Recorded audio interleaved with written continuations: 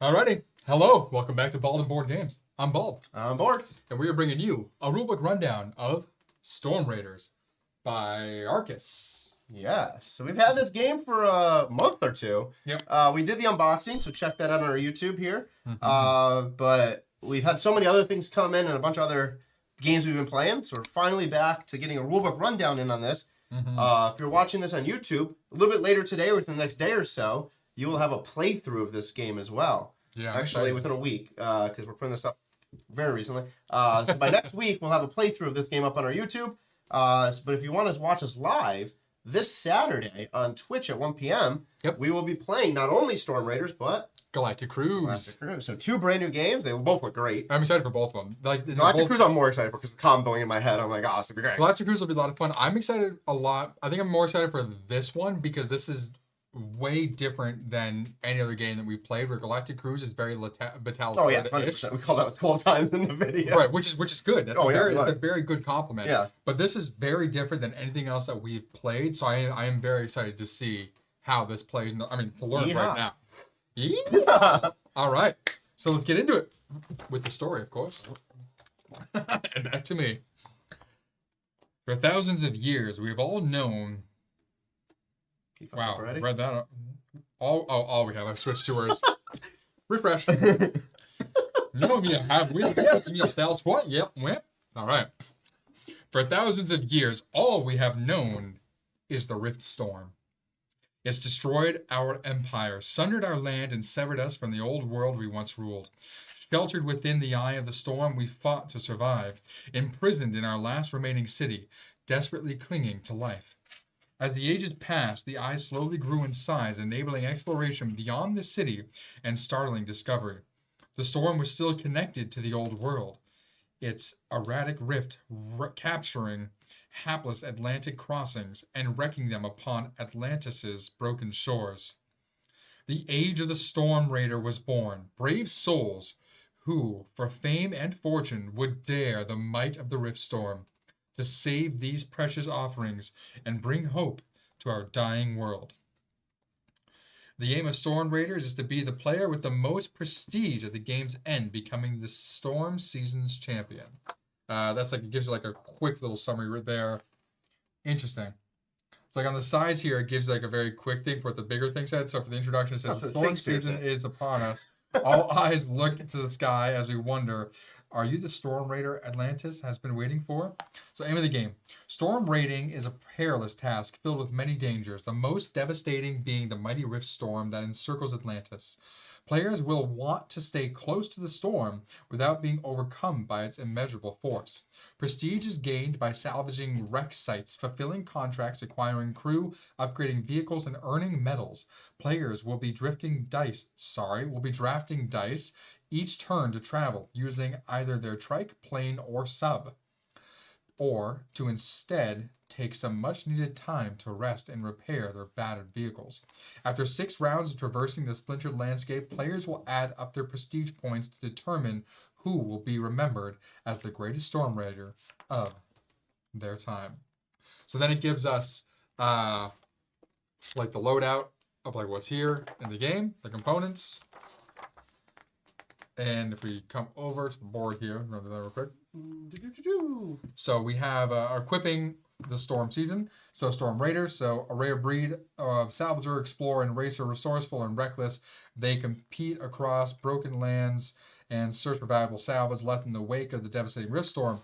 We have your land-based vehicles. No matter what terrible terrain, trikes are always a Storm Raider's first vehicle of choice when tackling the land-based salvage. Aerial-based vehicle, a marvel of the modern age. To fly in Atlantis' tempest skies takes more than courage, rather a touch of madness. The submersible-based vehicle, razor-sharp reefs, storm-wrecked seas. Only old-world fool would dare risk a ship, then trust a steel-clad sub. So then you have your dashboard functionality explained. So we'll get this right in the middle for you as well, so you can see what's going on. So we have your prestige dials. That's these up top here. They track your endgame prestige points on the dials. You have your metal prestige dial, which is in the middle, your mod prestige dial on the left, and your crew prestige dial on the right. Then over here is where your trike is going to be. Over here is where your plane is going to be. Down here is your submersible. These are medals that you've earned. Here you have your make camp steps to undertake when resting. So that's these steps here. You have your cargo hold, which is down here. Your health track is this little health dial. Fun. Your storm raider will be in the middle, of course. And your vehicle track, that are these down here for your little dice spots. Straightforward. I like it. Clear. All right. Set up. Follow these steps to set up Storm Raider's board.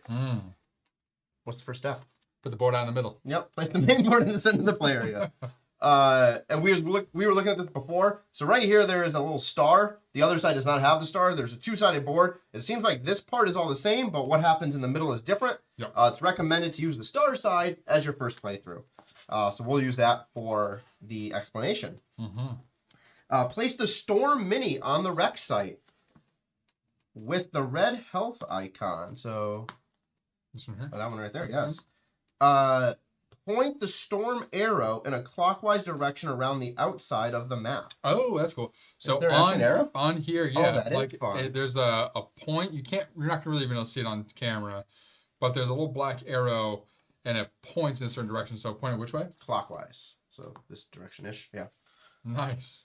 Place all the resources into the storm bag and give them a good mix. Is that the little one or the big one? The storm bag number 3 is that one in your hand. And then I need the resources. Yep. The resources are as follows. All those little squares.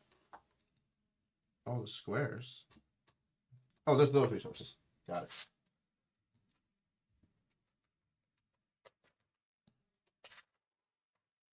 Yep. Heard that. On the bench. It's on the bench. That's why I had to grab the bag. So it didn't fall off the bench. Or it would have been everywhere.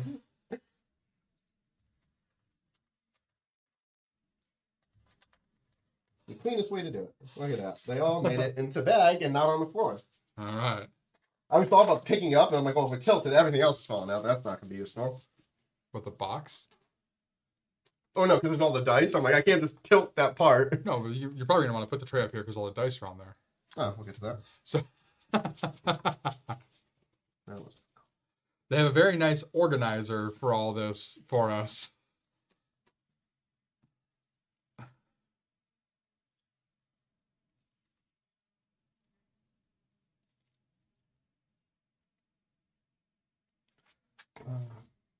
Okay, resources are in the bag.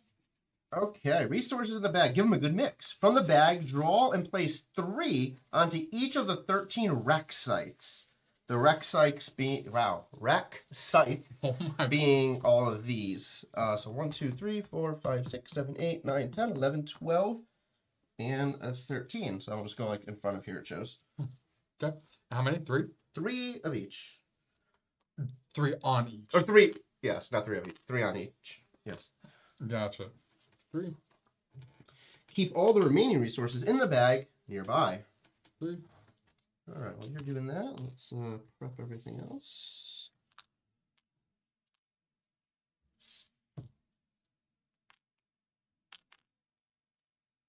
Three.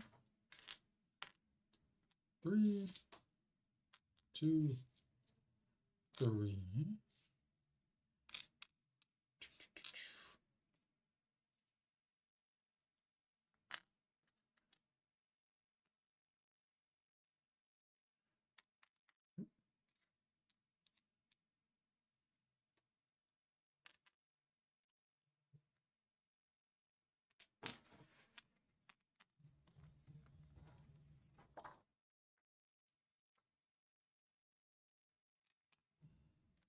Okay. That's all of them. 1, 2, 3, 4, 5, 6, 7, 8, 9, 10, 11, 12, 13. Okay. Perfect. The rest stay in the bag. That'll just hang around the side. Second bag. Okay. We'll have 30 contracts. 1, 2, 3, 4, 5.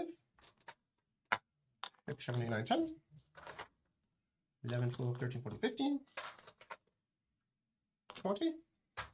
Oh, hate this already. Why? There's more than 30 here. 25. 30. Yes, 'cause 36. there's additional ones from the Fantastic. deadly Was there contracts. exactly 6? Tell me there was 6. Doesn't tell me. It says there's contracts. Cool. I'm assuming there were 6 more. So all of them into the bag. So we have some expansion content for deadly contracts here for mode 2. So actually we can take those out to separate them. What do they look like? Looks like they have 8s on them. I have one with an 8 here. Is it just How the 8? can we tell the difference? I don't think it matters. You just rock with it. I'm trying to see if there was a way to tell which ones were deadly. Are there 6 8s? Oh, look for ammo symbols. How many ones with ammo on them? Well, a lot of them are going to have ammo on them because ammo is a general resource. Oh, is it? Mm-hmm. That one specifically had ammo. So let's find all the 8s. Bet you there are all the 8s. One. You have one? So it's not that, man. No. Let me see that stick in your hand. Da, da, da, da, da, da, da, da. Okay. Well, for you all, so it says here for mode 2, so deadly contracts. Reavers have attacked our beloved strongholds. Fortunately, our allies managed to get word out before it was too late. Fulfilling these contracts can only be achieved using weaponry. They are more than worth the effort, but will likely come with some unwanted damage or health loss. Mix these in with the rest of the contracts during setup. They might be the ones that have the health loss on them. I think it's the ammo, because that's what's on that picture. Well, there's 5 I just had on top that had ammo. But that would be, unless I miscounted one of them. Yeah, so 1, 2, 3, 4, 5, 6. Oh, there we go. You have the one of the 8s. Are there more? No, there's exactly 6 with an ammo. Just Okay. ammo symbol. So I think it's these 6. Just based on the picture, because this picture here in this book doesn't show an ammo symbol on any of these. Okay. All right, so you have 30 right there. Cool. So those 30 go into the contract bag. Toot. Is there anything else this gave us? Toot. Yes, these. Cool. Yep. Look over there. And that's it. Okay. So whatever these little red guys are, the rough roads ahead. Players ever want to move, these are parts pass, must spend another 1 hour their chosen vehicle. So it's like this little token, little red. Oh, they're over here. Yeah. So we're good. Okay, cool. These are in there. All right, so 30 in. Place 1 contract on each of the 5 strongholds. So these are these without anything, with their light side face up. Okay. Let's set this up. Oh, there's an 8 here already. Sure, take that one. 1, 2, 3, 4, and 5. Cool. Okay. Keep the bag nearby. Okay. Set aside the 4 starting crews. Starting crew cards feature the following icon in the top right corner. It is a dude with a... Must be those. Yep, 1, 2, shuffled. 3. How Steve did shuffled you these say? cards. First there's 4. 1 got actually mixed.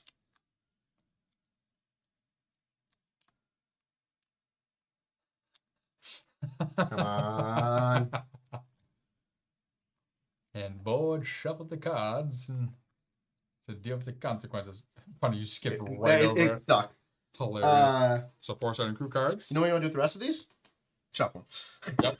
Yeah. So those set aside those, shuffle all the rest, and place them face down on a draw pile. Cool. It says top right, so right there. Yep, makes sense. All right, awesome. Place all dice, damage markers, medals, mods available. I just said to separate these for now. They just put them aside. Okay. I'm assuming we each get one of those, maybe. Possibly. We'll find out. Shuffle all of the dashboard tiles. We have submarines. Yep. Trikes. Yep. Planes. And characters. And storm raiders. These guys. So it should be 8 of each. That goes in that stack. Shuffle all of them into separate piles. Oh, so each of them are separate. Yep. So boom, boom, give one each player. Yep. So you get one of those, and sure. I'll take one of these. Okay, boom, boom, boom. All right. So you get a person, you get a trike, you get a plane, you get a submarine. Cool. Each player must place these into the indicated spots on their dashboard. So we got our person, our sub. That would definitely be our trike. And our plane. Awesome. Solid. I like it. Each player should increase the dial. Oh, let me go back to your board. Increase the dials as indicated on their Storm Raider, 1 space per icon shown, and collect the associated Raider standee, which you already have. 3 and standee. So not to the number 3, 3 spaces. So start it off as 0, 1, 2, 3 spaces. On my metal track specifically. Cool. Solid. Give each player 1 starting crew card. Right there. Cool. So take one of these. Place that near your dashboard. Take the old man. Take 3. Look at this so you guys can see it. Sorry. Over there. 3 damage markers. Cool. Place 1 on each of the rightmost spaces below the trike, the plane, and the sub. Nope. Rightmost spaces. Oh, you said rightmost? Sorry. I did say that. We can fact check Wasn't that. paying attention. Randomly determine starting player. That's you. Any specific way you're And supposed to be facing? Oh, they're all blank except for that one side. I'm assuming, the damage side face up. Starting player up on me. Each player places their standee onto one of the stormholds. Each player must select a different stormhold. So I'll just grab a player just to keep this consistent on how gameplay works. So stormholds are these, so I would go there, and this is in reverse turn order. Okay. So I'm going there. Cool. All right. So I'll just read the overview, and then you can start round structure. Okay. Game overview. Storm Raiders. This is one of those ones that broke. So annoying. Of course, I got the broken one. Storm Raiders is played over 6 rounds. Each round, players will take turns in clockwise order, starting with the player holding the first player marker, which is in front of Nick. After all players have taken 1 turn, they will each take a second turn in the same fashion. Once all players have taken their second turn, the round ends. Okay. So 6 rounds, each round has 2 turns. On each of their turns, players will select a single die from the center of the map. They must use it either to move using one of their 3 vehicles or to rest. Players will be aiming to visit wreck sites to salvage resources and increase their prestige dials. They will also want to spend resources to fulfill contracts that are at the stormholds. Or stormholds. I keep thinking stronghold because like Call of Duty. Is it stormhold? Stormhold. It's stormhold? It's stormhold. Okay. Which makes way more sense. So I guess these are the resources I'm assuming you got to collect I for assume those these are the contracts. components you get for doing it. Probably, and those are right there. Those are your medals. These will provide prestige medals, mods, and other benefits. So it's medals we have here. Very nice. Got the upgrade medals. Yep. Traversing the landscape is hard work. Player vehicles will be pushed to their limits and often end up taking damage. Crews and mods can help, but eventually players may need to make camp and rest and repair. All right, so there are contract tokens. So that's what's on the board right here. This is a contract token.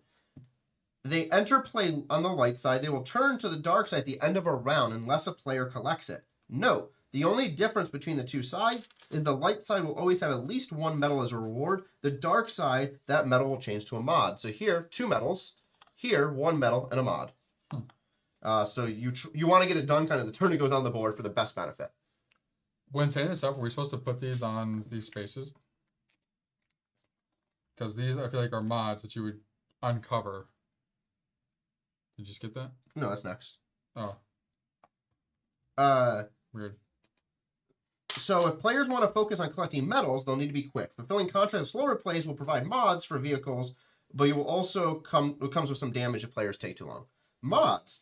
When gaining a mod, a player takes a mod from the main supply, plugs it into any of their mod slots. Once placed, mods remove the various conditions that can cause damage. Those are things that can cause damage. Okay, cool. So you're covering it up. You're covering it up. Cool. Medals come from the main supply and place it into the open slot on the bottom of your dashboard. So you may have a max of 7. So mods are all these things on the side here that start open because you can take damage in more ways. Yeah. So when you get a mod, you will cover it up with one of those. So now that's one less way that you can take damage. If you get a metal, it just goes they there. go right down here on the bottom. So you can hold a max of what? 12? 7. 7? 12? I don't know how you counted 12. Sure. I don't know. More than 7 can fit there. So that's what I was wondering. They're sure, but it says 7. Cool. Okay. And then crew cards. When gaining crew, so if we go back here, up here is our stack of crew cards. When gaining crew, players draw 2 from the top of the draw pile. They select 1 to keep, place the other face down at the bottom of the deck. Players may never have more than 7 of these as well. Most crew cards can be used at any time, even on other players' turns, unless specified. To use a crew card's ability, players must turn it face down. Face down crew cards are unavailable for use again until they are refreshed by a game effect. When scoring crew cards, players score both face up and face down. Each player has a starting crew. They may be used like any other crew card. They also have a unique ability that players may use at any time. They may destroy their starting crew card to immediately gain a mod. So if you right off the bat, you're like, I got one, I don't need the starting one, boom, you can cover something up. Yeah, and I assume destroy means put back in the game box. Don't tear up your starting crew card. 100% does. It's not a legacy game. Cool. Put him back. Boom. All right. I like that the board here has like this just kind of matches all that. Oh yeah. I'm curious what that's for. Some resources or brother. All right.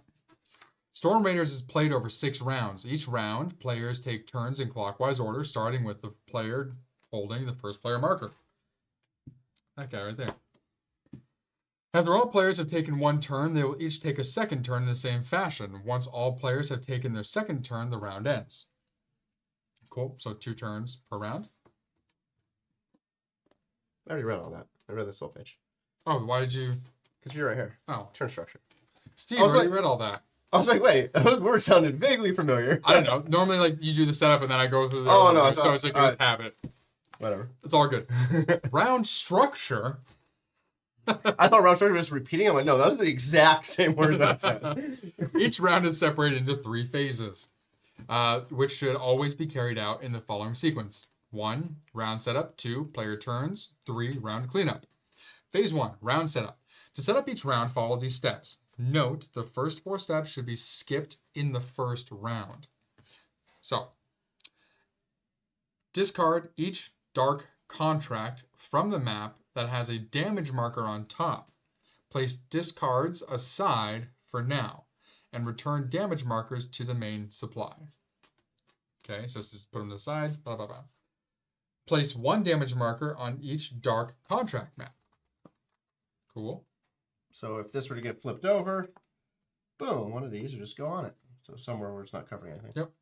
Turn all light contracts to become dark contracts. So you're removing all that have damage, then you are damaging all that are black without damage, and then you are flipping over any white ones to the black side, dark side. Light to white, light to dark. Yep. Not white, black here. Yeah. So number 4. So this is what you would start with during your first turn or first round.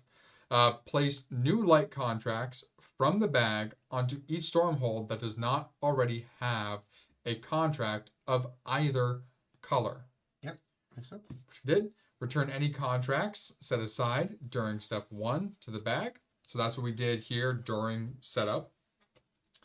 The first player collects a number of black dice and gray dice based on the player count. See the reference at the top of the main board. So right here, looks like 2 players. Right here.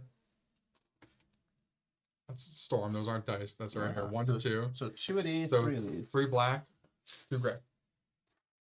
Cool. Yep, it says here as well. 2 players, 3 black, 2 gray. 3 players, 4 black, 3 gray. 4 players, 5 black, 4 gray. Just like it shows there. 6. Roll all required dice into the center of the map. Between all players or just the player who's going? No, we don't. So you don't get your own. Oh, so in total we get that. Got it. Yeah. So the first player collects all those. Whoever the first player token is, gets all these, takes these, rolls them into that little center area. Oh, you definitely screwed us with that symbol. I actually didn't. I looked at the reference card. This is going to be a great game for me. I didn't look at this reference card. First line. Oh, I didn't put some of those over there. No. First line. I'm just telling you. That's why. Read the first thing. Ah. Ones are wild. That's nothing a 6. I'm just Nope. Place one medal next to the highest rolled die if instructed. Interesting. To determine this, check the reference above the leftmost empty die space, the top of the main board. That's this. Okay. If the icons indicate that a medal should be placed for a number of players in the game, place a medal. So here. Medal for 4 players. So one or more. This is 4. We're right here. So the first spot, right? Leftmost space? It says, determine this, check the reference above the leftmost empty die space. Yep. Yeah, so there's no die there. Top of the There's board. 4 players. If the icon indicates a medal should be placed for the number of players in the game, place a medal. Otherwise, do not place a medal. If there is more than one highest die and all are the same color, simply place a medal next to any one of those dice. If there are more than one highest die in both colors, place the medal next to any one of the highest black dice. For clarity, medals are placed in the following rounds. So, 4 players in all rounds. Okay. 3 players in rounds 2, 4, and 6. 2 players in rounds 2 and 5. Yep. Makes sense. Okay, so that's a round track. Yep. So 6 rounds. So here it says +1, so everybody will always get this. 1, 2, 4. We're playing a 2-player game, so we get that one as well. So I assume a die is going to go there probably at the end of the round to mark that we've gone through the rounds. So I'm assuming we get because we have Yeah, we draft. We probably take one per turn. Because we have But 4. both of one left over, it'll go So there. 3 players. That's why there is 7 dice. Yeah. Which they'll probably explain to us next. Player turns. On each of the players' turn, players must select one die from those available in the middle of the map. After selecting a die, they must place it on either their vehicle to move or onto their tent to rest. Players may use crew cards and the abilities of their chosen vehicle or Storm Raider if resting. So Storm Raider is when resting. Specifically, your other ones can be used at any point in time. To manipulate their selected die. Any abilities that alter the selected die must be resolved before the die is placed into one of those slots. Ones are wild. Anytime a player would select a 1-value die, they may change it to any value. They may even decide to keep it as a 1. Cool. So you're selecting when you place it what you want it as. Selecting a die for movement. When using a vehicle, players must place their selected die onto a vehicle they wish to use for that turn. Dice should always be placed onto the leftmost empty space below each vehicle, whereas damage markers should be placed to the rightmost empty space. Each vehicle has their own rules for movement, but all follow one cardinal rule. When placing a die onto a chosen vehicle, it must be higher in value than all other dice already on that vehicle. The individual values, not the sum of all dice. That's right. That's fun. That's like nice. It turns into like a little puzzle though. Yeah. For example, if a 1 and a 3 were present, a player may only place a 4, 5, or 6 as their next die on the vehicle. If there are no dice present, any value may be placed. Because of this, players will often want to make small incremental steps when placing dice. Makes sense. As once a 6 has been placed, no further dice may be placed. Each first turn rolls all 6s. Each vehicle has a special ability. These are explained in full on page 135. They are also rules specific to each vehicle type, both in how they are used to move across the map and also how they may take damage. Anytime players place a 5 or 6, anytime players place a 5 or 6 on their trike, they must immediately place one damage marker on their trike. There is a reminder of this on the left of each trike. Yep. So until you mod it. Yep. Likewise, anytime players place a 6 on their plane, they must immediately place one damage marker on their plane. Yep. So here, there's a 6. Yeah, there's a 5, 6 over there. Yep. And a 6, so you can cover up this first to ensure you're not in a place for a 5, 6, and then this for 6, cover this up first, you're done. No, that's not a 6. That's a simple. Oh, I'm sorry. From here, it looks like a 6 from back here. That's an ammo. Yeah. Ammo causes damage. Yep. So that's going to be like when grabbing resources and stuff. Possibly. How it causes damage. Or maybe you're shooting me. All right, cool. Who knows? I'm down. Murder. Cool. He has a 50 cal. Like, yeah. You're trying to come back. You're going to come back to the border quick just to iterate this. So when you choose a die from the middle, you're going to place it down in the leftmost spot. And so that is a 2. So later on, if I chose, I could place this 4. But now I have to place it higher than a 4. So a 5 could go there. But now this would have to be a 6 for that spot. And as soon as you put that 5 down, it actually would put a damage marker down. So you would fill all the spaces anyway. Exactly. So once that 5 went in there, I would then have to take another damage marker here. And that would go right there. Yep.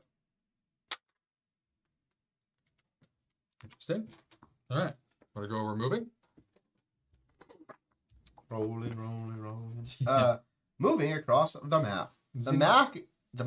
Return to the map. The map is broken into 18 sites. We have the 13 sites called wreck sites, where that's where the resources are, and the 5 stormholds. When using a vehicle, players must move to a different site. They cannot return to where they started on the same turn, and likewise, they cannot choose to not move. So you have to move, and you have to move somewhere you weren't already. So you can't just like do a circle and come back to where you were. Players can never move through or stop at a storm site. Each site may contain any number of raider standees. There's no blocking, so we can all be in the same location. Cool. All sites are connected with white dotted lines. Each of these lines has a dice icon, a 1, a 2, or a 3. The pips represent the hours required to traverse the path. In order to move from one site to another, players must use a die of equal or greater value to the sum of all the dice icons they pass over. Players may move as far as they wish, even through other sites, as long as you have the pips required. So, for example, if I wanted to move here, that requires me a 3 and a 1. I need to have a 4, or 5, or a 6 to do so. If I want to move here, I would need a full 6 as a 3 and a 3.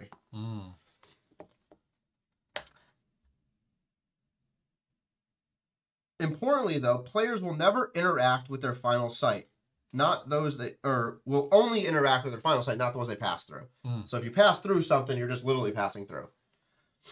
If the path they wish to travel over shows no plane icons on any of the dotted lines, so you see plane icon here, no plane icon there, players must use their trike or...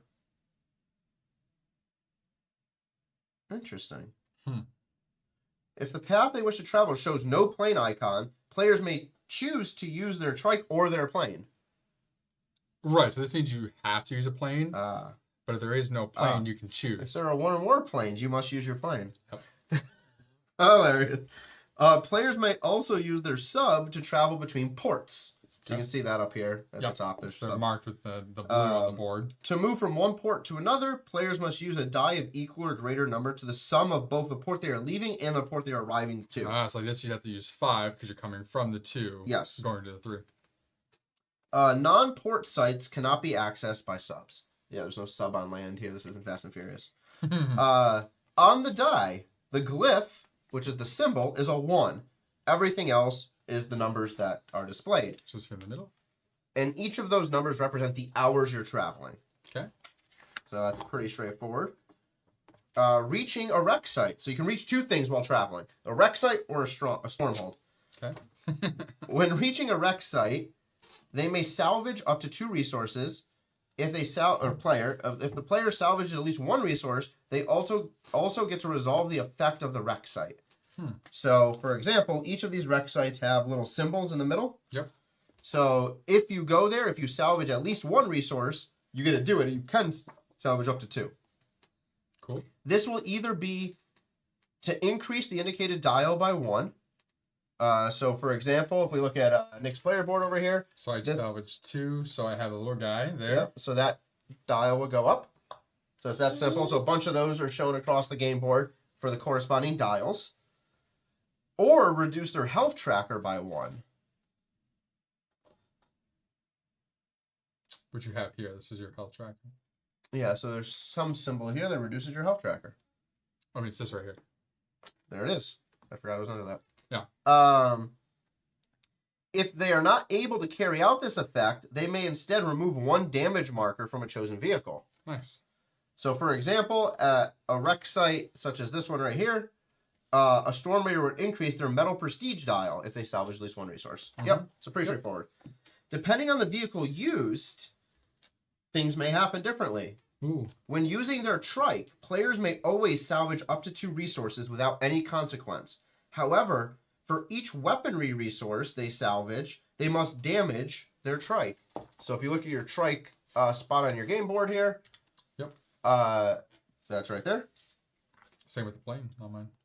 Yep. When using the planar sub, players must place 1 damage marker onto the vehicle they are using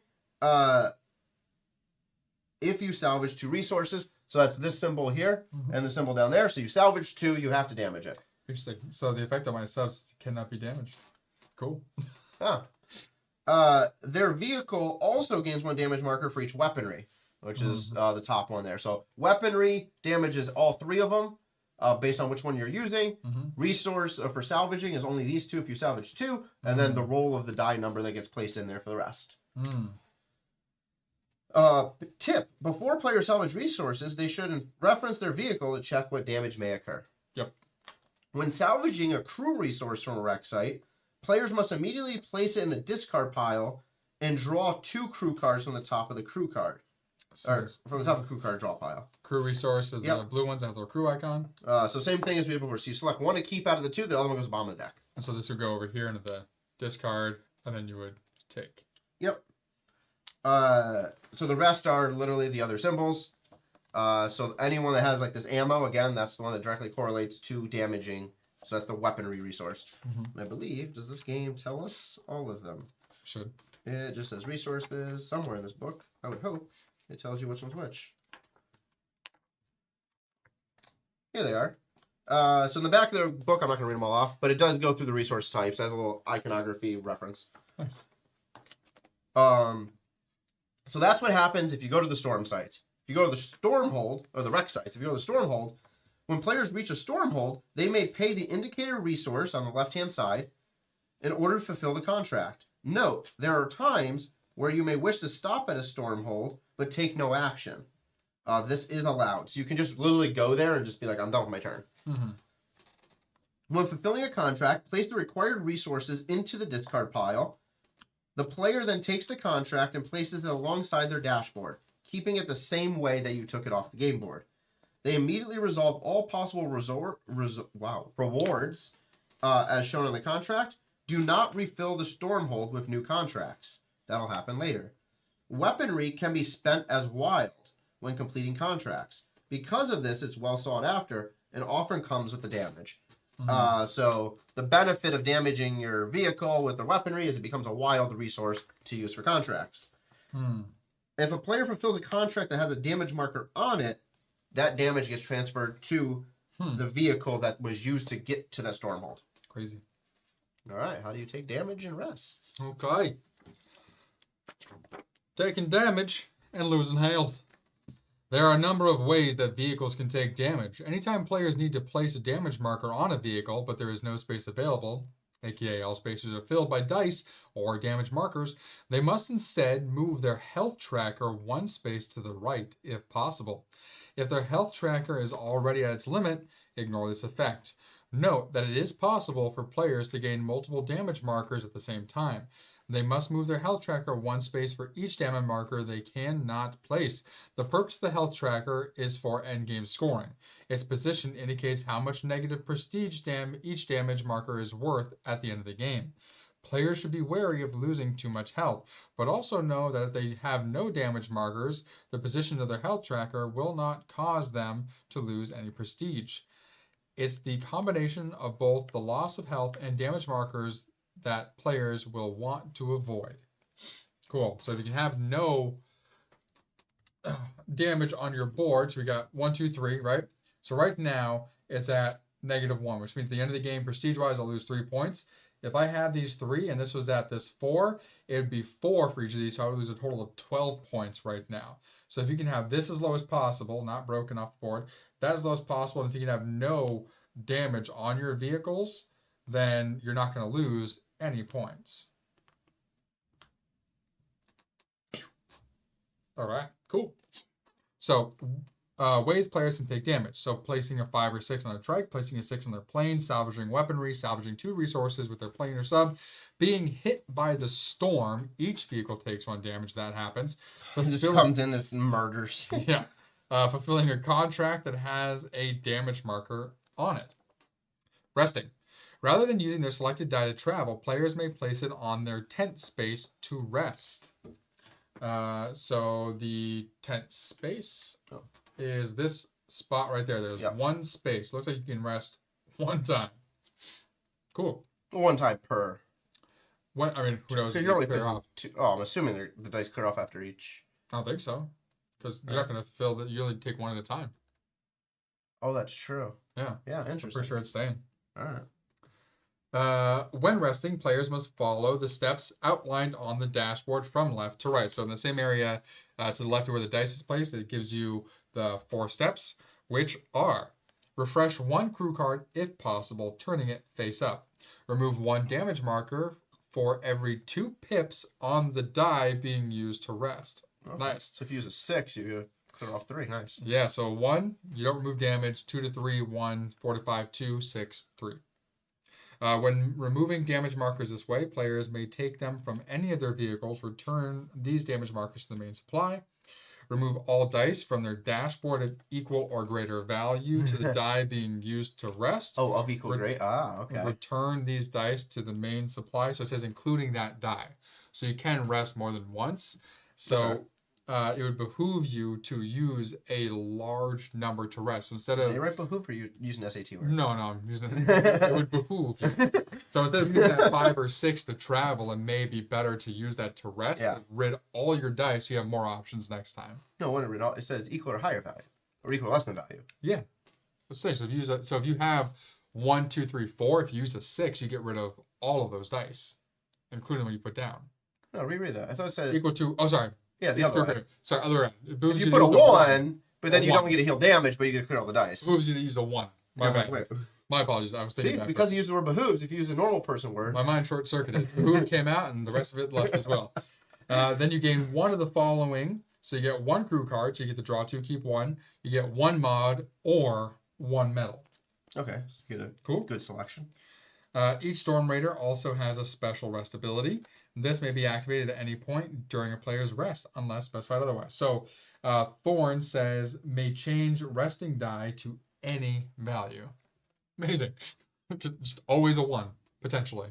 Yeah. If I need to get rid, so I can essentially, if I'm Thorn, I can choose, do I need to get rid of damage, or do I need to get rid of dice to make room? Yep. Fun. And all these have different effects here. So, each one comes with a nice set of abilities. Yeah. Easy enough. And then we have the round 3 cleanup.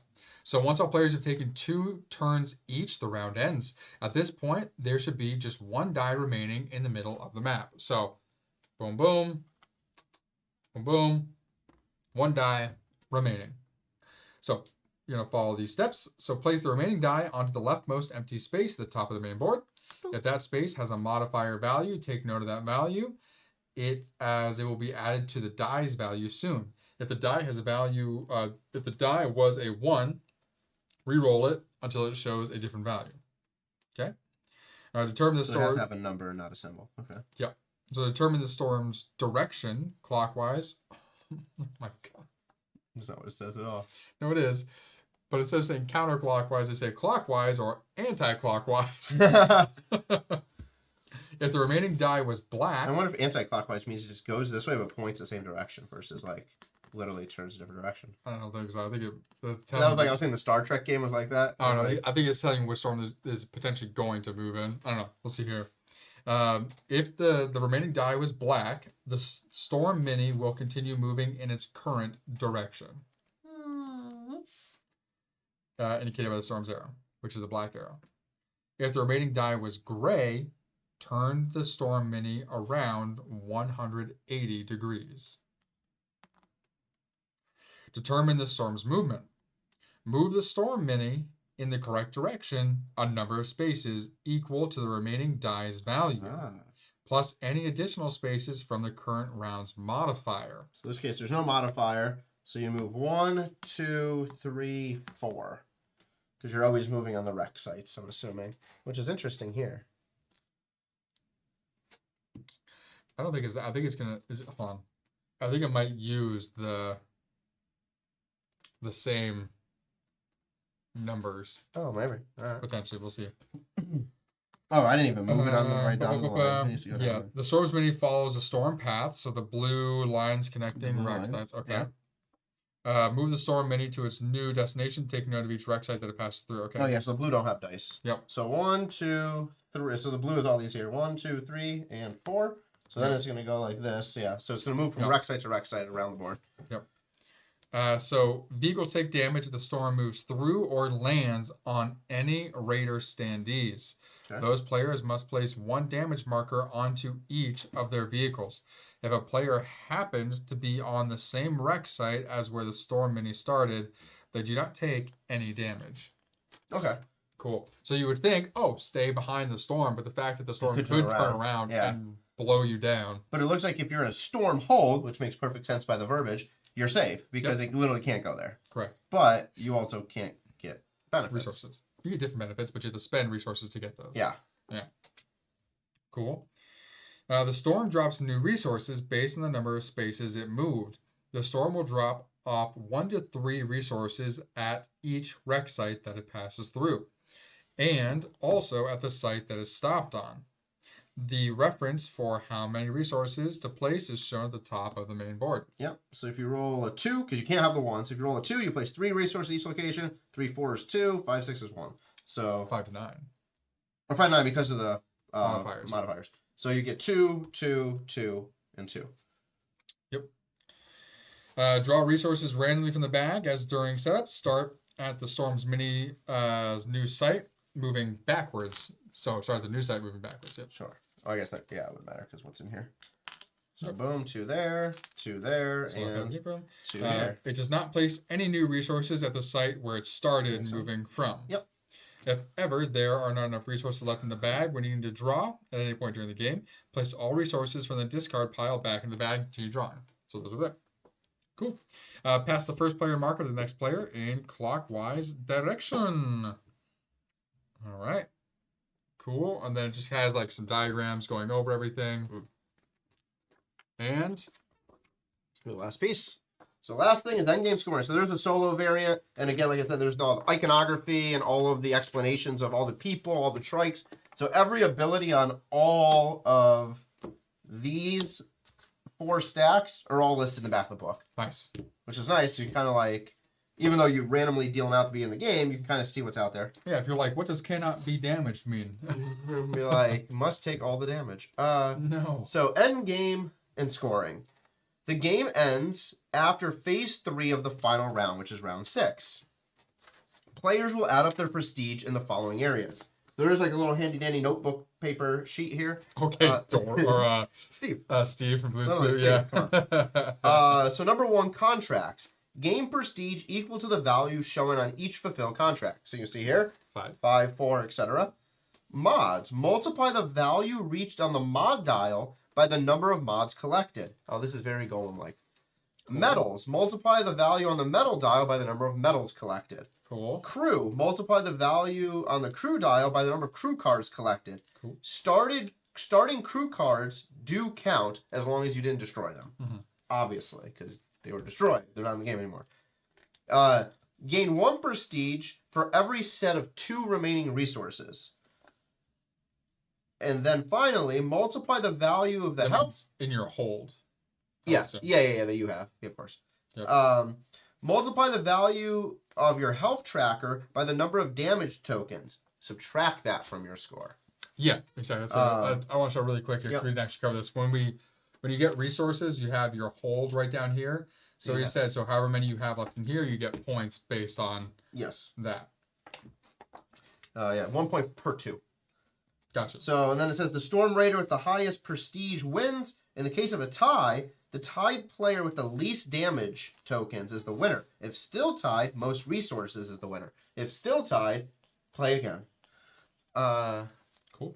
So it's that simple, yeah. So you're going to move turn by turn around this game board, collect resources, try to complete contracts. Again, contracts, the longer they're on the board, the worse they are in terms of benefits, because you'll get damage tokens or not as many medals. Avoid the storm to avoid taking damage. And then, on the player board over here, you're just going to place the dice in and take advantage of the effects of your person and your 3 vehicles. Yeah, and so for those points at the end, so this dial is the ones you get points for your mod. Did it say it was based on where your dial was and then per mod? Yeah, where it's finished. So you just did that 4 before times, 4 times the number of mods, Nice. Medals, so wherever it's at, times your medals, nice. And then crew, that same deal. What I'm curious about is why they didn't, since they already have numbers around here, and I know they're doing like 360 degrees with them, why didn't they make this your point track? Like give something like maybe true. Track points there. That's true. Interesting. Fun. But so we do have some other things that did come with this. So we have new vehicles here. So there is Trike Zephyr.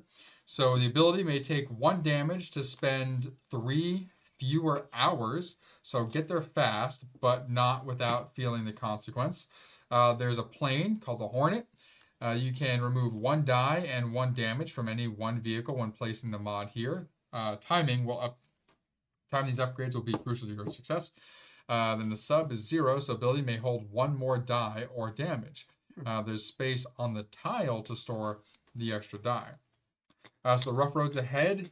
Moving across Atlantis just got harsher. Each time the storm moves to a new site, all adjoining white paths, so not ports, gain a hazard marker, which are these little red markers. So whenever it moves through, each adjoining path to that would get one of these red markers. Interesting. So if players ever want to move through these paths, they must either spend 1 more hour in their chosen vehicle, or they can damage that vehicle to instead collect the red hazard marker before moving. On later turns, players can spend 1 fewer hour moving with a vehicle per collected hazard marker they discard. So benefit could collect that. The deadly contracts we went over. So they have ammo on there. They're called deadly contracts because ammo causes you damage to collect it. So then having to then use it to get these contracts makes them deadly. And that was these guys there. And then we have your Atlantean elixirs, which are these things. The days are long, the nights are longer. Carrying a flask of Atlantean elixir can come in handy when you need a little extra pick-me-up. Give each player 1 Atlantean elixir during startup. Players can turn over the Atlantean elixir token and lose 1 health to take any 1 resource from their site. They can even do this at the site that they are passing through while moving. Taking this resource won't add any damage to their vehicle. Once flipped, players can use the Atlantean elixir token 1 more time on a later turn, but have to discard it after that. So that could be a good way to potentially take an ammo as you're moving through a location. I think all 3 of these are easy to add to the game too. Oh yeah, because these are just like that extra thing allow you to take it those during. Are in the bag. These are just more dangerous contracts, and then those just make it more difficult to move through a path that the storm went through. So pretty easy to throw in. So we'll probably drop those in for some added fun. Pretty cool. Pretty easy, pretty straightforward. It comes with a nice little reference card too. Sorry, more time here. It's on me. Boom. So on this side, it gives you the quick rules reference. Ones are wild. Dice on vehicles must increase in value. Moving between ports is the sum of the both ports. Discard crew resources immediately and draw 2 crew cards, keeping 1. Can't place damage, so move health tracker instead. Can't increase a dial or decrease health tracker. Remove 1 damage instead. Okay, that's why I kind of missed that. If you can't increase a dial, you remove a damage. Nice. Yeah, that was for these. It said if you have to let's say, you got to go up on this one, but you're at the top. Remove damage. When completing your contract with a damage marker on it, place the marker on the vehicle that was used. And on the reverse side, says, so 1, roll dice. 2, add metal to the highest die if required. That's up here on the round track. 3, players take 2 turns each in a clockwise order. 4, storm moves and drops resources. So pretty easy phase of events. Fun. All right. Awesome. What's that? Box up. Oh, box up? More box up? Uh-huh. Storm Raiders. Boom. Yeah, it's gonna be a lot of fun. Definitely. So Gollum like for sure. Obviously, yeah, in terms of tracking and In everything. terms of like the scoring at the end, but the way you get there, the contracts and moving about the board is definitely different than anything else that we've really played in having to use dice to put into the tray and then having to use a die of greater value to move. Yeah, it's gonna be very interesting. The hate drafting that's gonna happen. Yeah, so if you're interested in seeing us play this live, this video is going live on Friday morning. Yep. Next day, Saturday at 1 p.m. Pacific, we'll be streaming this on Twitch with Galactic Cruise. Yes. We'll be playing through, we don't know which order yet, but we'll play through one of them, take a quick break, set the next one up, and play through that one as well. Both of them as 2-player game. And then this will be uploaded on YouTube about 4 or 5 days later. Yeah. I think we'll probably do this one because it'll probably go quicker. I assume than Galactic Cruise. Galactic Cruise has a lot of more Stuff. like pushing and pulling and stuff. This one is like a set number of rounds. There's only 2 of us, and we take just 2 turns each round. So I'm sure like after the first round, it's probably going to go 60 minutes. 60 or more. So I think this Reloaded will be a 60. Once we go, the last couple rounds will take a minute because we'll be trying to really figure out like what exactly to do to win. But yeah, it'll go quick. But cool. Alrighty. Well, thank you guys for joining us here at Bald and Board Games as we did a rulebook rundown of Storm Raiders by Arcus. We're very excited to get this to play. Like Steve said, join us Saturday, 1 p.m. Pacific Standard Time on Twitch. Yep. And for everything else, Bald and Board Games, follow us on Instagram to keep up with what we're doing each week, so you know when we're going live and when other videos are going to be going up. Definitely. All right. Thank you for joining us here at Bald and Board Games. I'm Bald. On board. We'll see you in Atlantis.